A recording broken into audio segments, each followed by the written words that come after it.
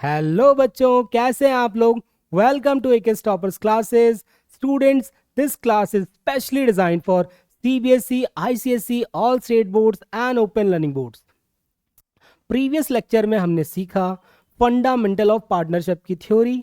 बेटा आज हम करने वाले हैं बहुत ही इंपॉर्टेंट और इंटरेस्टिंग सा topic, profit and loss appropriation account.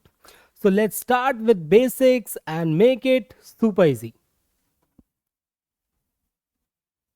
तो students, profit and loss appropriation करने से पहले मेरा एक क्वेश्चन है आप सभी से। प्रॉफिट आता कहां से है? तो बेटा प्रॉफिट आता है प्रॉफिट एंड लॉस अकाउंट से, जिसका मेन मोटिव ही होता है प्रॉफिट निकालना। यहां पर थर्ड पार्टी के सभी एक्सपेंसेस पे किए जाते हैं, इनडायरेक्ट एक्सपेंसेस, और साथ ही साथ जितनी भी ऑपरेटिंग और नॉन ऑपरेटिंग इनकम है यहाँ पे शो की जाती है। फिर उसी इनकम से उन एक्सपेंसेस को माइनस किया जाता है और हम फाइनली नेट प्रॉफिट फाइंड कर लेते हैं। चलो इसको समझते हैं एक छोटे से एग्जाम्पल्स के साथ। अब देखो बेटा, आपको एग्जाम्पल को समझना है, ठीक है। प्रॉफिट एंड लॉस अकाउंट से इसको समझते हैं बेटा एक एग्जाम्पल के साथ। Profit and loss account,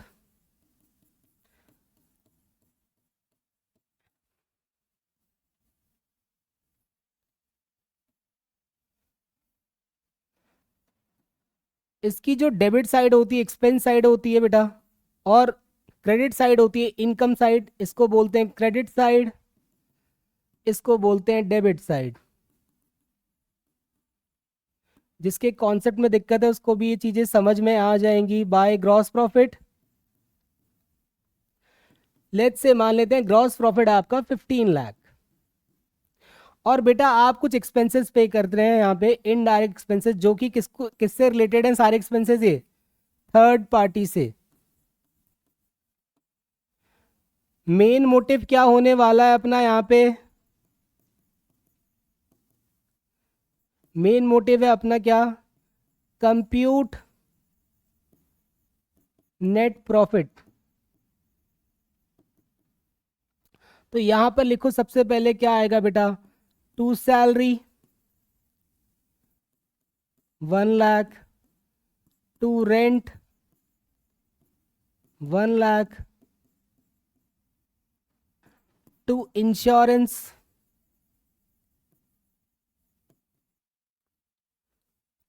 1 lakh, और लास्ट ले लेते हैं to provision for tax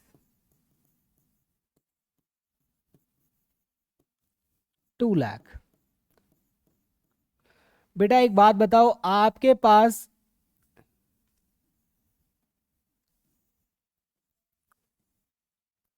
income है 15 लाख और एक्सपेंसेस है 5 लाख।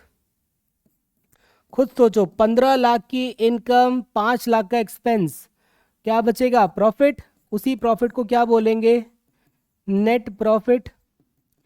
क्योंकि बेटा मैंने ऑलरेडी आपको यहाँ पे जीपी दिया है, जो कि आता है ट्रेडिंग अकाउंट से, जिससे डायरेक्ट एक्सपेंसेस सभी माइनस हो चुके होते हैं। तो बैलेंसिंग फिगर कितनी आ गई अपने पास? 10 लाख। अब सोचने और समझने की बात यह बेटा, ये जो 10 लाख का प्रॉफिट है, इस पे हक होता है किसका? पार्टनर्स का। और मैं पार्टनर्स कौन होते हैं आपको ऑलरेडी बता चुका हूं। तो ये जो 10 लाख है ना, इसको बांटना कैसे है, यही है आज का हमारा टॉपिक।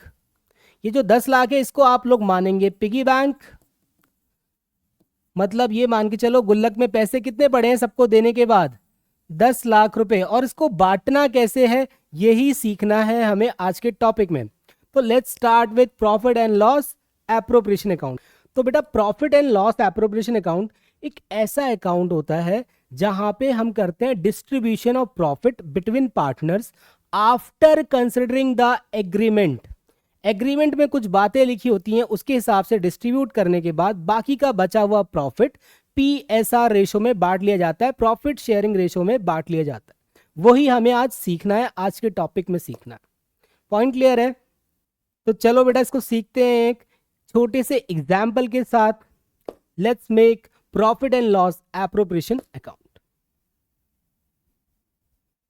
बेटा अभी तक हमने सीखा प्रॉफिट निकालना कैसे है, जो कि प्रॉफिट एंड लॉस अकाउंट से निकलता है, जिसका मेन मोटिव ही होता है प्रॉफिट निकालना। अब हमें सीखना है उस प्रॉफिट को डिस्ट्रीब्यूट कैसे किया जाता है between partners after considering agreement, जिसको सीखने के लिए आपको बनाना पड़ेगा profit and loss appropriation account. तो 10 मिनट बहुत ध्यान से देखना और सुनना, समझना, ठीक है। आ जाओ बेटा। तो बेटा चलो बनाते हैं profit and loss appropriation account, ठीक है। Let's start with profit and loss appropriation account. बेटा इसका मेन मोटिव ही क्या है, प्रॉफिट को बांटना आफ्टर कंसिडरिंग एग्रीमेंट।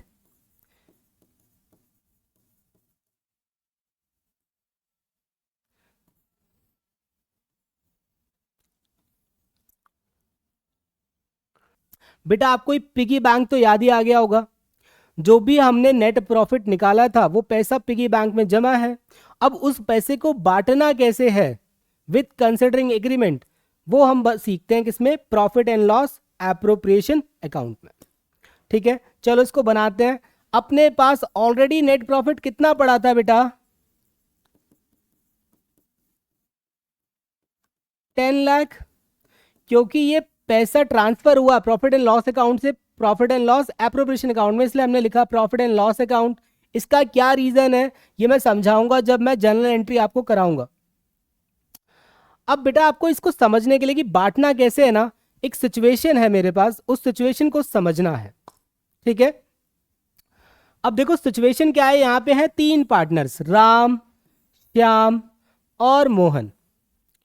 अब राम और देखो बेटा राम कौन है, एक स्लिपिंग पार्टनर है। कैसा पार्टनर है, स्लिपिंग पार्टनर है, जिसने पैसा लगा दिया। अब इसको कोई मतलब नहीं है, बस प्रॉफिट से मतलब है, जब प्रॉफिट आएगा तो प्रॉफिट से पैसा इसको मिल जाया करेगा। श्याम एक हार्ड वर्किंग पार्टनर है। समझना इसके पीछे लॉजिक क्या है, मैं क्यों हार्ड वर्किंग और ये सब बोल रहा हूं। मोहन एक बेटा कैसा है, नॉलेजेबल पार्टनर है, जिसको बहुत नॉलेज है, बहुत अच्छी सेल्स करता है। बहुत ध्यान से समझना।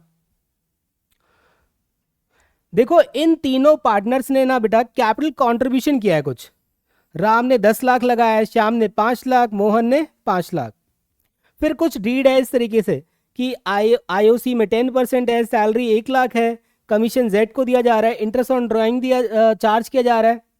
और एक पॉइंट मैं अपनी तरफ से यहाँ पे ऐड कर देता हूं, PSR यानी कि प्रॉफिट शेयरिंग रेशियो मान लेते हैं बेटा 5:3:2। इस रेशियो में इनको प्रॉफिट को बांटना है। अब सवाल ये है, क्या ये जो 10 लाख का नेट प्रॉफिट है ये क्या डायरेक्टली ऐसे ही बांट दिया जाए 5:3:2 में? तो बेटा आंसर है नो, क्योंकि एग्रीमेंट पहले आपको कंसिडर करना पड़ेगा, उसके बाद बचा हुआ प्रॉफिट PSR रेशियो में बांटा जाएगा, ठीक है। तो एग्रीमेंट पढ़ते हैं पहले, है क्या एग्रीमेंट, क्या है। पहला एग्रीमेंट चेक करो क्या बोला हुआ है, इंटरेस्ट ऑन कैपिटल दिया जाएगा 10% पर एनम। इसका एक रीजन होगा ना, देखो आप खुद सोचो, जो मिस्टर राम है उसने पैसा ज्यादा लगाया, 10 लाख लगाया, बाकी ने 5 लाख लगाया, तो ऑब्वियस है ना, वो तो चाहेगा ना कि कैपिटल पे ज्यादा इंटरेस्ट उसको मिलना चाहिए। डायरेक्टली 5:3:2 बटेगा। पॉइंट क्लियर है बेटा, मतलब किसी ना किसी को फायदा भी हो सकता है और नुकसान भी हो सकता है।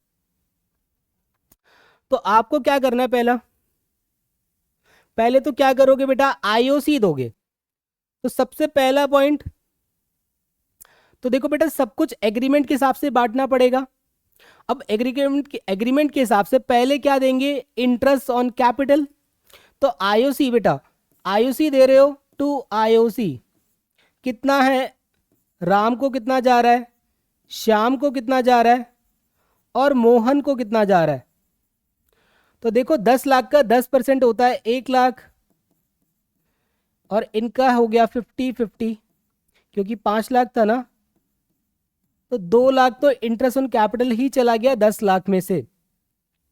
अब देखो दूसरा एग्रीमेंट क्या कहता है बेटा, salary to Y 1 lakh per annum.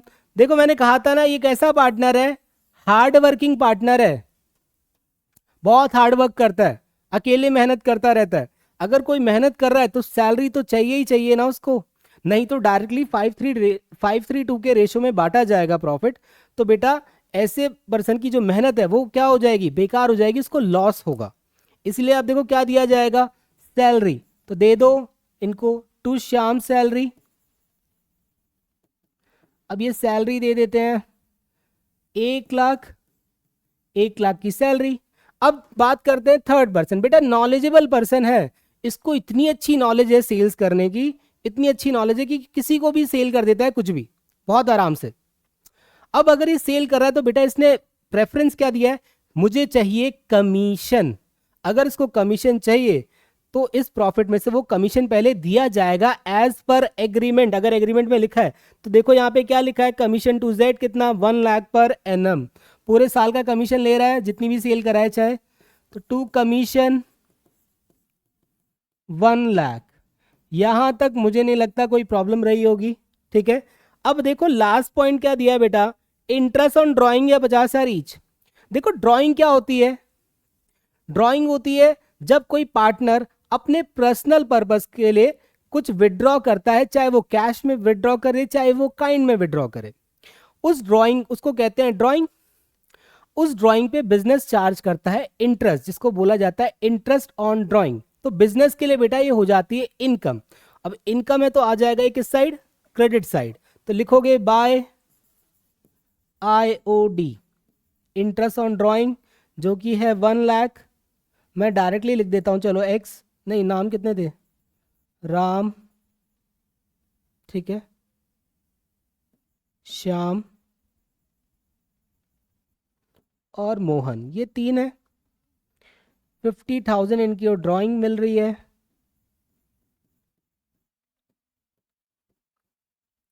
एक 50 हो जाती है बेटा आपकी इनकम। अब जल्दी से क्या करेंगे बेटा, देखो सारा एग्रीमेंट हमने पूरा कर दिया है, अभी तक हमने सारा एग्रीमेंट पूरा कर दिया। अब जो बचा हुआ प्रॉफिट होगा जिसको बोलते हैं हम डिविजिबल प्रॉफिट, उसको हम बांट देंगे PSR रेशो के हिसाब से। ठीक है, तो पहले तो चेक करो कितने हो रही है अपने पास इनकम। 11,50,000 रुपए की इनकम हो गई, इनके पास प्रॉफिट पड़ा हुआ है डिस्ट्रीब्यूशन के लिए। और इस 11,50,000 में से कितना डिस्ट्रीब्यूट कर चुके हैं हम पार्टनर को, ऑलरेडी 4 लाख कर चुके हैं, तो 7,50,000 और डिस्ट्रीब्यूट होगा। तो ले लेते हैं यहां पे 2 profit transfer to Ram, Shyam और मोहन। कितना बचता है, 7,50,000 रुपए। इसको बांट देते हैं चलो PSR रेशो में। आपने देखा इनकम कितनी है अपने पास, 11,50,000, उसमें से कितना ऑलरेडी डिस्ट्रीब्यूट कर चुके हैं पार्टनर्स, 4 लाख रुपए। तो 7,50,000 को बांट दो 5-3-2 के रेशो में। चलो बांटते हैं इसको बेटा, जब 5-3-2 में बांटोगे तो ये आएगा 375, ये आ जाएगा 225 और ये आएगा आपका 150, जिसको आप लिखोगे यहां पे 7,50,000। इसी प्रॉफिट को बेटा बोला जाता है डिविजिबल प्रॉफिट, लास्ट में बांटा गया profit after agreement. Profit and loss appropriation का मतलब होता है प्रॉफिट का बंटवारा, और ये बंटता है केवल और केवल पार्टनर्स के बीच। मतलब पार्टनर्स को जो कुछ भी मिलता है वो सब कुछ आता है profit and loss appropriation account में।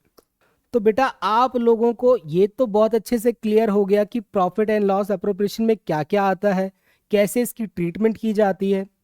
अब काफी बच्चों के माइंड में ये भी आ चुका होगा कि भाई प्रॉफिट एंड लॉस एप्रोप्रिएशन का मतलब क्या, जहां पे हम करते हैं प्रॉफिट का बंटवारा और जितनी भी चीजें आती हैं सब पार्टनर से रिलेटेड आती हैं। मतलब जो कुछ भी पार्टनर को मिलता है वो सब कुछ आता है profit and loss appropriation account में। बेटा यहीं से आता है कॉन्सेप्ट का ट्विस्ट। अब ट्विस्ट क्या है ये, इसको पढ़ते हैं आगे लेक्चर में। तो बच्चों हम आ चुके हैं कॉन्सेप्ट के रियल ट्विस्ट पे। अब ये ट्विस्ट क्या है मैं बताता हूं आपको। यहां पे बताया गया है जो पार्टनर को देने वाली चीजें हैं वो कभी एप्रोप्रिएशन भी हो सकती है, मतलब एप्रोप्रिएशन में भी आती हैं, और कभी वो एक्सपेंस भी बन जाती हैं। अब ये सब कुछ डिपेंड करता है पार्टनर के रोल पे, यानी कि पार्टनर बिहेव कैसा करता है। अगर एक पार्टनर बिहेव करता है एज अ ओनर, मतलब वो कहता है जब प्रॉफिट आ जाएगा, नेट प्रॉफिट आ जाएगा, उसमें से बांटी जाएंगी चीजें एग्रीमेंट के अनुसार, तो वो आता है बेटा एप्रोप्रिएशन में, क्योंकि वो प्रॉफिट का बंटवारा है।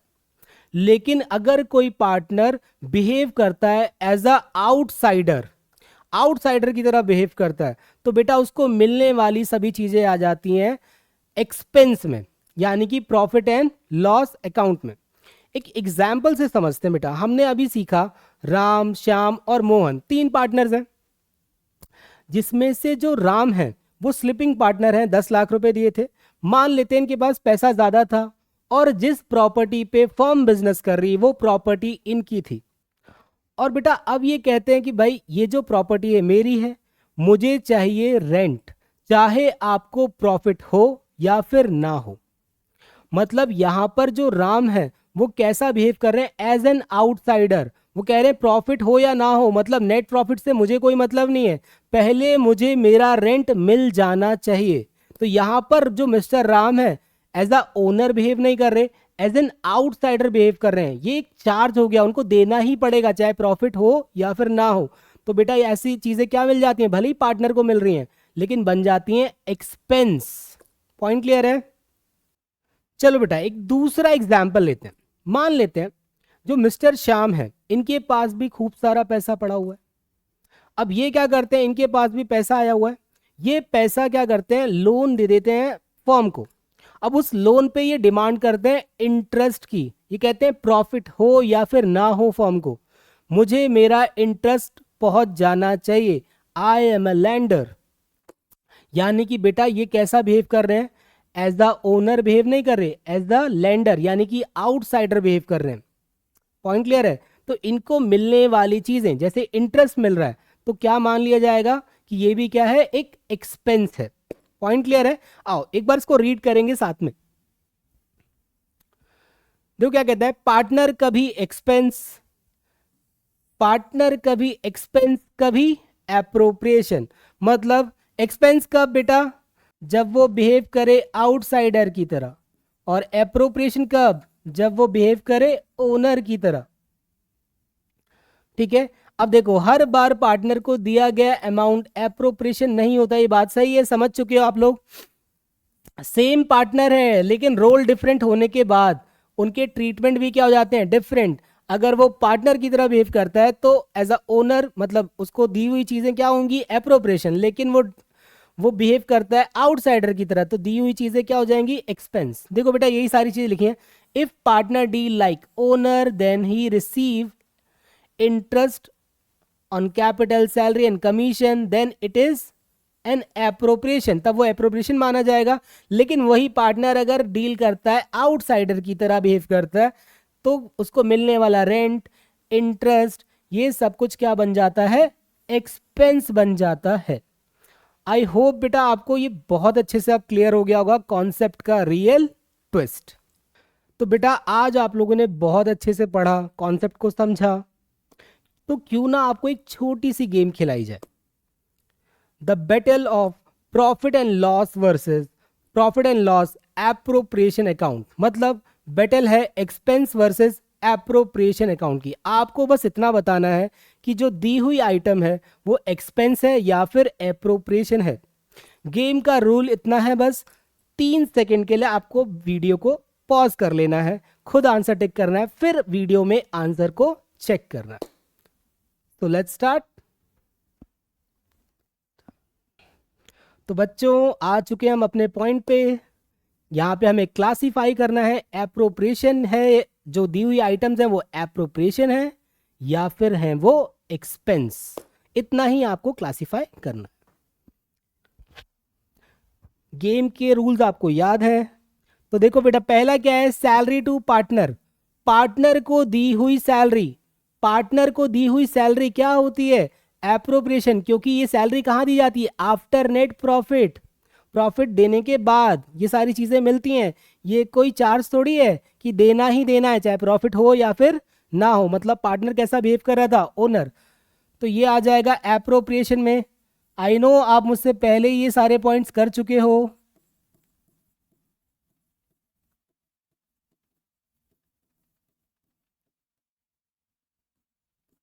सैलरी बोल रहा है बेटा, केवल सैलरी, केवल अगर सैलरी बोल रहा है इट मींस ये एम्प्लॉयज की सैलरी की बात कर रहा है, और एम्प्लॉयज की सैलरी वैसे भी कहाँ आती है, प्रॉफिट एंड लॉस अकाउंट में, क्योंकि एम्प्लॉयज कौन होते हैं, थर्ड पार्टी, ये कोई ओनर थोड़ी है। तो ये तो वैसे भी आ जाएगा प्रॉफिट एंड लॉस अकाउंट में, इसके लिए तो आपको ज्यादा कुछ सोचना ही नहीं है। अब दिया जा रहा है रेंट टू पार्टनर, पार्टनर को रेंट दिया जा रहा है बेटा, और रेंट ऐसे नहीं दिया जाता है जब पार्टनर बिहेव करता है एज एन आउटसाइडर, यानी कि इसने बिहेव कैसे किया होगा, लैंडलॉर्ड की तरह, कि भाई मुझे मेरा रेंट पहुंच जाना चाहिए, पैसे हो या ना हो, मतलब प्रॉफिट हो या फिर ना हो, रेंट मेरा मेरे टाइम पे पहुंच जाना चाहिए। तो पार्टनर बिहेव कर रहा है यहां पर एज अ लैंडलॉर्ड, आउटसाइडर, तो बेटा उसको मिलने वाली चीजें भी क्या हो जाएंगी, एप्रोप्रिएशन या एक्सपेंस। तो यहां पे आ गया एक्सपेंस। इंटरेस्ट ऑन कैपिटल, ये तो आप जानते हो, इंटरेस्ट ऑन कैपिटल, कैपिटल पे इंटरेस्ट दिया जाता है, प्रॉफिट का डिस्ट्रीब्यूशन माना जाता है, नेट प्रॉफिट निकालने के बाद एप्रोप्रिएशन में दिखाया जाता है। तो ये पार्ट बनता है बेटा किसका, एप्रोप्रिएशन अकाउंट का। मुझे पता है आप सभी ये सारे क्वेश्चंस कर चुके होंगे जब तक मैं 3-4 करा रहा हूं। इंटरेस्ट ऑन लोन, ठीक है, इंटरेस्ट ऑन लोन क्या बेटा, लोन पे इंटरेस्ट दिया जा रहा है पार्टनर को, इंटरेस्ट ऑन लोन दिया है, ये नेक्स्ट पॉइंट आपका, लोन पे इंटरेस्ट दिया जा रहा है पार्टनर को, है तो पार्टनर ही, लेकिन बिहेव कैसा कर रहा है बेटा, as an outsider, as an lender. उसने बोला है कि भैया ये रहा मेरा लोन, फर्म को दिया है, लोन पे मेरा इंटरेस्ट मुझे पहुंच जाना चाहिए, चाहे प्रॉफिट हो या ना हो, प्रॉफिट से मुझे मतलब नहीं है। अगर वो आउटसाइडर की तरह बिहेव कर रहा है तो उसको मिलने वाली चीजें भी क्या हो जाएंगी, एक्सपेंस हो जाएगा, ठीक है।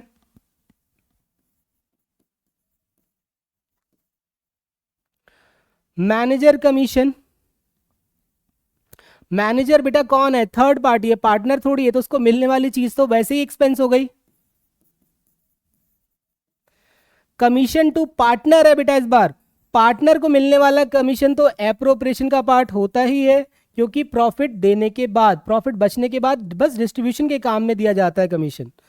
बैड डेब्ट तो वैसे ही पता लग गया एक्सपेंस, क्योंकि तो प्रॉफिट से पहले का एक्सपेंस है। टैक्स भी हम क्या करते हैं बेटा, नेट प्रॉफिट से पहले पे कर देते हैं, तो ये भी एक्सपेंस है। ये सब थर्ड पार्टी है। रिजर्व, रिजर्व लेकिन कहाँ दिया जाता है बेटा, एप्रोप्रिएशन में। मैं थोड़ा समझाता हूँ क्योंकि मैंने उस पॉइंट में इसको एक्सप्लेन नहीं किया था। बेटा देखो रिजर्व बनता कहाँ से, पहले समझना। जो भी हमारा नेट प्रॉफिट आता है और हम एग्रीमेंट के हिसाब से पार्टनर में चीजें डिस्ट्रीब्यूट करते हैं, तो जब सारा एग्रीमेंट देख लेते हैं ना, उसके बाद पार्टनर ये सोच सकता है कि सारा पैसा घर लेके ना जाया जाए, पीएसआर रेशो में बांट के ना ले जाए, वो क्या करे, थोड़ा सा पैसा रिजर्व में डाल दे, क्योंकि फ्यूचर बड़ा ही अनसर्टेन होता है। आपको नहीं पता फ्यूचर में क्या होने वाला है, कैसी डिमांड होगी, तो उसके हिसाब से क्या किया करते हैं पार्टनर्स, थोड़ा सा प्रॉफिट उसमें से निकाल कर रिजर्व में फिक्स कर देते हैं, ताकि फ्यूचर में कोई अगर अनसर्टेनिटी आ जाए तो उस प्रॉफिट से वो क्या करे, रिजर्व से पैसा निकाल के उस प्रॉब्लम को सॉल्व कर सके। पॉइंट क्लियर है। तो यानी कि रिजर्व भी किसका पार्ट है बेटा, एप्रोप्रिएशन का। जब तक प्रॉफिट होगा नहीं आप रिजर्व बना नहीं पाओगे। पॉइंट क्लियर है। नेक्स्ट है इंटरेस्ट ऑन ड्रॉइंग, बिजनेस की इनकम। देखो है तो बिजनेस की इनकम, लेकिन आएगी कहां पे, पीएनएल एप्रोप्रिएशन में, क्योंकि पार्टनर से जुड़ी हुई इनकम है ये, ठीक है, पार्टनर से चार्ज की जा रही है, तो ये भी एप्रोप्रिएशन का पार्ट हो गया। नेक्स्ट, तो बेटा नेक्स्ट पॉइंट है आपका इंटरेस्ट रिसीव। इंटरेस्ट रिसीव भी एक इनकम ही होती है, लेकिन ये पार्टनर से थोड़ी ली जा रही है इनकम, ये तो किसी आउटसाइडर से हम इनकम ले रहे हैं, तो इसकी जगह कहां पे बनती है, प्रॉफिट एंड लॉस अकाउंट पे। तो ये कहां पे आता है बेटा, एज एन इनकम है, लेकिन मैं यहां लिख दे रहा हूं किस में आएगा, प्रॉफिट एंड लॉस अकाउंट में, ठीक है। ये भी क्या है, इनकम है, लेकिन पार्टनर से जुड़ी हुई नहीं है। मैं यहां पे लिख देता हूं इसको, not related to partner. Point clear हो गया। नेक्स्ट पॉइंट है बेटा आपका कमीशन रिसीव। ये भी सेम होगा, कमीशन रिसीव भी एक इनकम ही होती है, ठीक है, लेकिन ये भी क्या है बेटा, कहाँ पे आती है, प्रॉफिट एंड लॉस अकाउंट में आएगा, क्योंकि डायरेक्टली पार्टनर से नहीं चार्ज किया गया इसको। ठीक है, तो ये भी है profit and loss account, income. बेटा कमीशन रिसीव तक तो हमने सीख लिया। अब मैं आपको एक छोटा सा एक लॉजिक बताता हूं। भाई इनकम चाहे कोई भी रिसीव हो रही हो, अगर वो पार्टनर से रिसीव की गई इनकम है, चार्ज की गई इनकम है, यानी कि इंटरेस्ट ऑन ड्राइंग, तो ही वो पीएनएल एप्रोप्रिएशन में आता है। अदरवाइज कोई भी इनकम फॉर्म कमा रही है तो वो पार्ट बनता है ट्रेडिंग और प्रॉफिट एंड लॉस अकाउंट का, उसके क्रेडिट साइड में आता है। पॉइंट क्लियर है बेटा। अब इसके जो बचे हुए 2 पॉइंट्स हैं ये आपको खुद करने हैं और कमेंट में इसका आंसर लिख देना है। देखते हैं कौन सबसे पहले ये आंसर्स क्लिक करेगा। तो चलते हैं बेटा अपने नेक्स्ट गेम की तरफ। एक छोटा सा गेम और खेलेंगे आपके साथ जिसको बोलेंगे इंस्टेंट केबीसी। अब इंस्टेंट केबीसी से परेशान नहीं होना। इंस्टेंट केबीसी का मतलब ये नहीं है कि कौन बनेगा करोड़पति। इंस्टेंट केबीसी का मतलब है कौन बनेगा क्लास का topper. Let's go for your next topic, instant KBC. तो आ चुके हैं बेटा हम अपने नए गेम की तरफ, इंस्टेंट केबीसी, कौन बनेगा क्लास का टॉपर। ठीक है, let's start with first question. Partner salaries क्या है बेटा, एक्सपेंस है, इनकम है, एप्रोप्रिएशन या एसेट। कई बच्चों की आवाज आ रही है मुझे, कह रहे हैं एप्रोप्रिएशन। लॉक कर दिया जाए बेटा, चलो appropriation is correct answer. Next point क्या है, इंटरेस्ट ऑन कैपिटल इज।